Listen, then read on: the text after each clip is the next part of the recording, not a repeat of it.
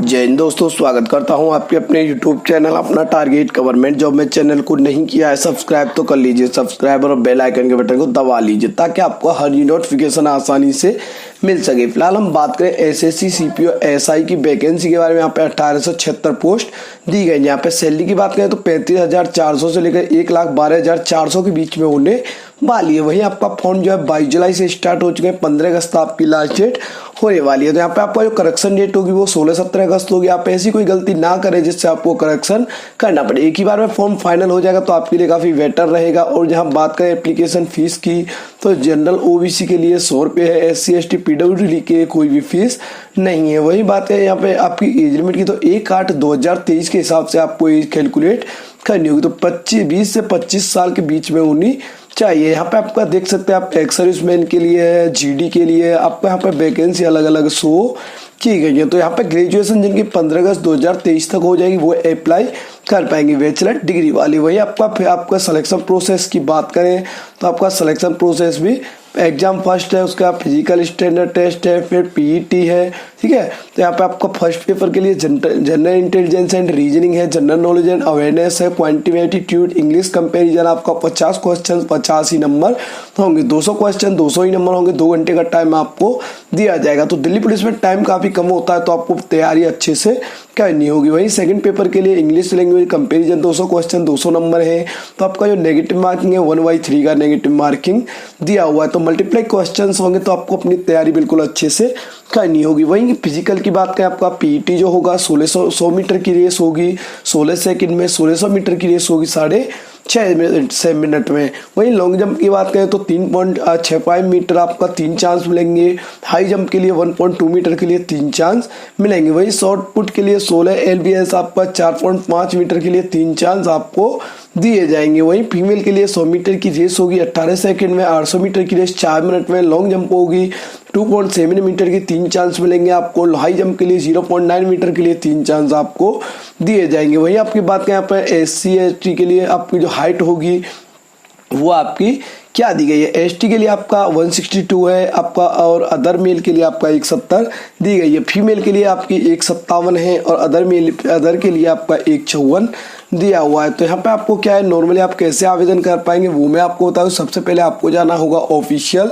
Website पे। Official website का link आपको डिस्क्रिप्शन में मिल जाएगा। तो इस तरीके का इंटरफेस आपके सामने खुल के आ जाएगा। आपने कभी पहले जो है SSC में फॉर्म फिल किया है तो आपको क्या है, यहाँ पर आपका रजिस्ट्रेशन नंबर एंड पासवर्ड डाल देना है। आपने फॉर्म फिल किया, आपको रजिस्ट्रेशन नंबर पासवर्ड नहीं है तो आपको फॉरगेट पासवर्ड कर देना है। एंड यहाँ पर आपको पूछता है आपका मोबाइल नंबर और ईमेल ID। तो आप मोबाइल नंबर और ईमेल ID से आप अपना यहाँ पर देख सकते हैं। तो आपको क्या है, नॉर्मली यहाँ पे क्लिक कर लेना है किस राज्य से आप बिलोंग करते हैं वो आप डाल देंगे। तो ईमेल ID या मोबाइल नंबर आपका एक चीज चालू होना चाहिए। तो उस पर OTP आ जाएगा तो आपको रजिस्ट्रेशन नंबर प्राप्त हो जाएगा। अगर आप न्यू यूजर है तो आपको न्यू यूजर पे क्लिक कर लेना है, रजिस्टर नाउ। तो आपने SSC में कभी फॉर्म फिल किया है तो आप जो है नॉर्मली अप्लाई कर सकते हैं। तो आप पहली बार फॉर्म फिल कर रहे हैं तो आपको क्या है, न्यू यूजर पे क्लिक करना होगा। यहाँ पे पूछता है आपके पास आधार कार्ड अवेलेबल है तो यस करेंगे, अन्यथा आपको नो कर देना है। अगर आप यस करेंगे तो आपको क्या है, यहाँ पर आधार कार्ड नंबर डालना होगा। अन्यथा आपको क्या है, यहाँ पे एक प्रूफ चाहिए आपका, driving licence, PAN card, voter ID कोई एक प्रूफ चाहिए। तो यहाँ पे आधार नंबर डाल देना है, आधार नंबर कंफर्म कर देना है। उसका पूछता है कैंडिडेट नेम, तो आपको कैंडिडेट नेम जो है डाल देना है, वेरीफाई करना होगा। उसका पूछता है आपने कभी नाम चेंजेस तो नहीं किया, तो आपको यहाँ पर अगर चेंज किया है तो यस करेंगे, अन्यथा आपको नो कर देना है। वही आपका पूछता है father's name and father's name verify करना होगा। एंड उसके बाद आपका मदर्स नेम है, मदर्स नेम वेरीफाई करना होगा। एंड डेट ऑफ बर्थ जो है आपको देना होगा। जो भी आपका डेट ऑफ बर्थ है वो डेट ऑफ बर्थ यहाँ पर आपको डाल देना है। एंड आपको नीचे दिखाई देगा आपने किस बोर्ड से पास किया है तो वो बोर्ड यहाँ पर सिलेक्ट कर लेना है। एंड आपका 10th का रोल नंबर क्या था तो आपको 10th की रिकॉर्ड यहाँ पर सारा मांगा गया है। तो आपका रोल नंबर क्या था वो आपको डाल देना है, रोल नंबर वेरीफाई कर लेना है। किस ईयर में आपने 10th पास किया है तो वो आपको जो है डालना होगा। डालने का मतलब मेल है या फीमेल है तो वो आपको डाल देना है। एंड आपका पूछता है आपका क्वालिफिकेशन क्या है। तो आपका क्वालिफिकेशन आपका ग्रेजुएशन है, डिप्लोमा है, जो भी है, तो आप यहाँ अपना डाल देंगे। एंड यहाँ पर दिखाई देगा आपको मोबाइल नंबर, तो आपको मोबाइल नंबर डाल देना है एंड मोबाइल नंबर कंफर्म करना होगा। उसके बाद दिखाई देगा ईमेल आईडी, तो आपको ईमेल आईडी डाल देना है एंड कंफर्म कर देना है। उसके बाद आपको अपना राज्य सिलेक्ट कर लेना है। राज्य सेलेक्ट करने के बाद आपको सेव कर देना है। जैसे आप सेव बटन पे क्लिक करेंगे तो आपके मोबाइल पे रजिस्ट्रेशन नंबर और पासवर्ड आ जाएंगे। उसके बाद क्या है, आपको लॉगिन कर लेना है एंड जैसे आप लॉगिन करेंगे उसके बाद आपका क्या है, पासवर्ड चेंज करने के लिए आएगा। तो आपको अपना पासवर्ड, ओल्ड पासवर्ड है, न्यू पासवर्ड आपको डाल देना है। लॉगिन करेंगे तो इस तरह का इंटरफेस खुलेगा। उसके बाद क्या है, आपको नेक्स्ट पे क्लिक करना होगा। यहाँ पे क्या आपको दिखाई देगा, आपका सबसे पहले बात कैटेगरी तो जनरल है, ओबीसी है, एससी है, एसटी है, ईडब्ल्यूएस है। तो यहाँ पे क्या है, डॉक्यूमेंट आपका बन चुका है तो ही आप यहाँ पे डॉक्यूमेंट यस करें। ऐसा नहीं है कि आपका डॉक्यूमेंट आपके पास अवेलेबल नहीं है और आप जो है यस करने के आगे बनवा लेंगे, ऐसे फॉर्म रिजेक्ट हो जाते हैं। उसके बाद यहाँ पे आपको पूछता है नेशनलिटी, तो सिटीजन ऑफ इंडिया। उसके बाद आइडेंटिफिकेशन मार्क है, ए आपका जो है भी तिल है या कट है कोई भी बॉडी मार्क्स पे, तो वो आपको देना होगा। उसके बाद पूछता है विकलांग है तो यस करेंगे, नहीं तो आपको नो कर देना है। एंड आपको नीचे दिखाई देगा आपका परमानेंट एड्रेस, तो आपका विलेज, पोस्ट, तहसील, डिस्ट्रिक्ट, ये सारी चीजें आपको डाल देनी है। एंड आपका राज्य कौन सा है वो आपको सिलेक्ट करना होगा। उसके बाद दिखाई देगा आपका डिस्ट्रिक्ट एंड आपका पिन कोड आपको डाल देना है। वही आपका पूछता है permanent and present address same है तो सेम करेंगे, अलग अलग है तो अलग अलग कर देना है। एंड सेव करेंगे, उसके बाद सेव के बाद नेक्स्ट पे क्लिक कर देना है। एंड यहाँ पर आई एग्री कर लेना है। आई एग्री करने के बाद आपको फाइनल सबमिट कर देना है। तो आपको मोबाइल और मेल पर ओटीपी आएगा तो ओटीपी आपको डाल देना है एंड सबमिट कर देना है। उसके बाद आपको आना है यहाँ पर इस तरीके का इंटरफेस, यहाँ पे देख सकते हैं सब इंस्पेक्टर इन दिल्ली पुलिस। तो यहाँ पे आपको अप्लाई पे क्लिक कर लेना है। जैसे आप अप्लाई पे क्लिक करेंगे तो यहाँ पे एक बार सारी डिटेल जो है आपको चेक कर लेनी है। उसका आप पूछता है do you belong to caste include central OBC, तो आप ओबीसी में आते हैं तो यस करेंगे, नहीं तो आपको नो कर देना है, ठीक है। और उसके बाद पूछता है do you have belong to caste not included central list but notified OBC by government in NCT of Delhi which treated of OBC in SI in Delhi police EWS other post.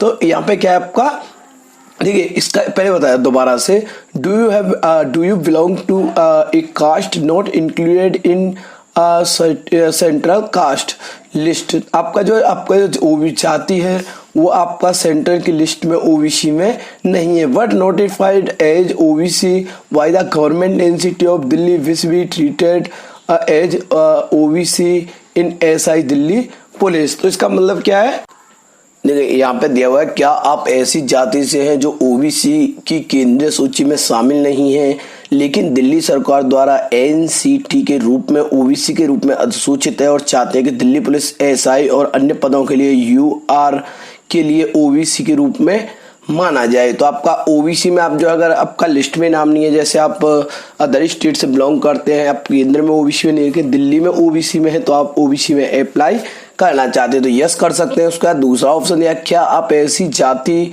से है जो ओबीसी की केंद्रीय सूची में शामिल नहीं है लेकिन दिल्ली सरकार एनसीटी द्वारा ओबीसी के रूप में अधिसूचित है और चाहते हैं कि दिल्ली पुलिस में एसआई के रूप में काम करे ईडब्ल्यूएस। तो आपका क्या है, यहाँ पर अगर केंद्र सरकार का, यहाँ पे केंद्र सरकार का कोई ऑप्शन है या दिल्ली पुलिस का है तो वो आप यहाँ पे यस कर सकते हैं। ओबीसी है और ईडब्ल्यूएस सर्टिफिकेट आपके पास अवेलेबल है। यहाँ पर सिर्फ आपका ओबीसी का पूछा गया एंड आपका ईडब्ल्यूएस का यहाँ पर आपको कोई भी जिक्र नहीं करना है। यहाँ पे आप नो कर सकते हैं नॉर्मली। उसका ओबीसी में है तो आप यस करेंगे।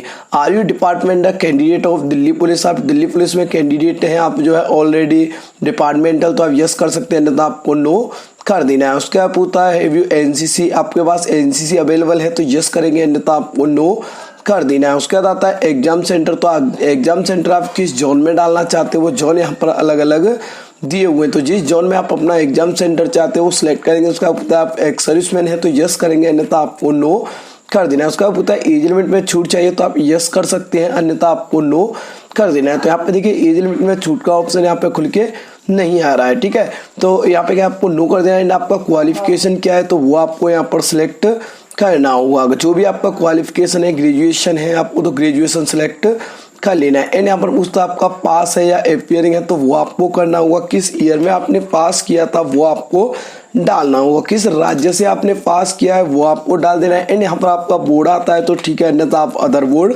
कर सकते हैं। तो आपका जो भी बोर्ड है आप यहाँ पर अपना बोर्ड जो है सिलेक्ट कर लेंगे। एंड आपका जो रोल नंबर है वो आपको डाल देना है, परसेंटेज क्या है वो आपको डाल देना है, परसेंटेज है या सीजीपी है तो वो आपको डाल देना है। उसका पूछता है क्या आप अपना पर्सनल डाटा शेयर करना चाहते हो, तो आपको यहाँ पर नो कर देना है। एंड उसका स्क्रॉल नीचे कर लेना है, नीचे आपको दिखाई देगा फोटोग्राफ, तो आपको फोटोग्राफ पे डीओपी होना अति आवश्यक है। आपको इस तरीके का फोटोग्राफ यहाँ पर अपलोड करना होगा। यहाँ पे 23 अप्रैल 2023 के बाद का होना चाहिए। एंड आपको यहाँ पर सिग्नेचर अपलोड कर देना है। एंड आपको यहाँ पर पूछता है आपका फोटो पे आपका डेट है 27 अप्रैल के बाद का है तो वो आपको यस करना होगा। एंड आई एग्री कर लेना है। एंड जो कैप्चा कोड दिखाई दे रहा है वो आपको यहाँ पर डाल देना है। डालने के बाद आपको प्रीव्यू पे क्लिक कर लेना है। प्रीव्यू पे करेंगे तो आपका फॉर्म चेक करने के लिए आ जाएगा। तो आपको क्या एक बार एप्लीकेशन फॉर्म जो है चेक कर लेना, आपके फॉर्म में कोई गलती तो नहीं है। अगर गलती है तो आप अभी भी सुधार कर पाएंगे। आपको क्या है एडिट एंड मॉडिफाई कर लेना है, अन्यथा आपको सबमिट कर देना। आपका फॉर्म बिल्कुल सही है। सबमिट करेंगे तो आपका पूछता आप पेमेंट करना चाहते हो तो आपको यहाँ पर यस करना होगा। यस करने के बाद आप debit card, credit card, net banking, UPI आप किसी से भी आप अपना पे कर सकते हैं। पे करने के बाद आपका कोजेंट नॉट वेरीफाइड आता है, आप इनकम्प्लीट फॉर्म आता है तो आपको क्या एक बार डबल वेरिफिकेशन आपको पेमेंट करना होगा। यहाँ पे आपका फेल हो गया तो आपको दोबारा से पेमेंट कर लेना है। अगर नहीं भी हो रहा है तो आपको यहाँ पे एक बार एप्लीकेशन स्टेटस चेक कर सकते हैं। यहाँ पे देखिए इनकम्प्लीट है पेमेंट तो आपको डबल वेरिफिकेशन पे क्लिक करके हो सकता है अगर आपने पेमेंट काट दिया है। अगर नहीं काटा है तो आपको क्या है काट देना है, पेमेंट दोबारा से काट देना है। एंड यहाँ पर पेमेंट स्टेटस आप चेक कर पाएंगे। जब तक पेमेंट आपका क्लियर नहीं होगा आपका एप्लीकेशन फॉर्म जो है फाइनल नहीं होगा। उसके बाद आपका लिखिए यहाँ तक cogent not verified, form complete है आपका, सब कंप्लीट है आपका। तो आपको क्या करना है उसके लिए मैं वो आपको बता दूं। वहां पे क्या आपको कोई भी प्रॉब्लम आपको नहीं होगी। कोजेंट नॉट वेरीफाइड है वो क्या है वेरीफाइड बाद में होता है। आपका फॉर्म कंप्लीट होना चाहिए, एक्सेप्ट होना चाहिए, बाकी आपका कोई प्रॉब्लम नहीं है। तो